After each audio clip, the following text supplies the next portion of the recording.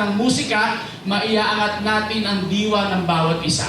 Sa pamamagitan ng musika, mas mapapatiling natin ang ating identity. Asahan ninyo ng ating mahal na Gobernador Daniel Fernando ay patuloy na nakikiisa sa mga ganitong programa. Let this be a beginning of stronger collaboration and a deeper appreciation for the art of band music. Ito pong proyektong ito ay para mas mapaunlad ang level ng ating pagtuturo at pag-upgrade para sa mga conductors. Napakaswerte po natin dahil nagkaroon po tayo ng special na guest galing sa bansang Japan.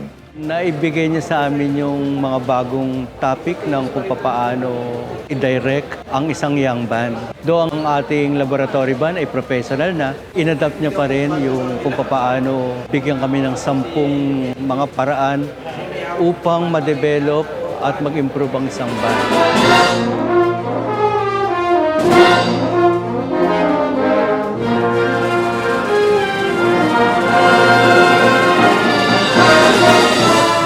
Philippine band has very rich musicality and very rich musical expression. I'd like to share the knowledge, experience, and I hope that today's sharing helpful for the further development of the band, the industry, and band society in Philippines.